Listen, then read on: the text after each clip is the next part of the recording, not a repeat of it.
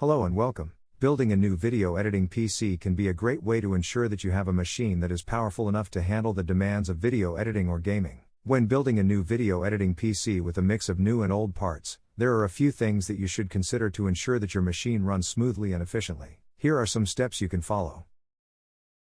Determine your needs. Before you start purchasing parts, you need to determine what you need in a video editing PC. Consider the types of videos you will be editing, the software you will be using, and the resolution you will be working with. Choose the right processor. The processor is the brain of your computer and will have a huge impact on its performance. Look a processor from 200 to 400 euros, so it's powerful enough to handle your needs and is compatible with your motherboard. Get enough RAM. Video editing requires a lot of memory, so make sure you have enough RAM to handle your workload. At least 32 GB of RAM is recommended, but you may need more depending on your specific needs. Used parts are around 100 to 200 euros. Choose a suitable graphics card. A dedicated graphics card can help speed up video rendering and playback. Look for a graphics card that is powerful enough to handle your needs and is compatible with your motherboard. Graphics card prices varies a lot, but look for 400 to 600 euros. Select a compatible motherboard. The motherboard is the foundation of your computer and will determine which parts are compatible with your system. Choose a motherboard that is compatible with your processor,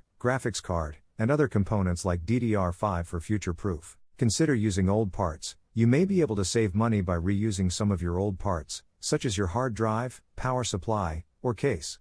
Make sure they are compatible with your new components. I purchase used case and use old power supply. Plan your build carefully. Make sure you have all the necessary components before you start building your PC. Read the manuals carefully and follow the instructions step by step to ensure that everything is connected properly. Test your PC. Once your PC is built, test it thoroughly to make sure everything is working properly. Run stress tests and benchmarking tools to ensure that your PC is stable and performing well. By following these steps, you can build a powerful video editing PC that meets your specific needs, while also making use of any old parts that you may have. Thanks for watching, and see you soon.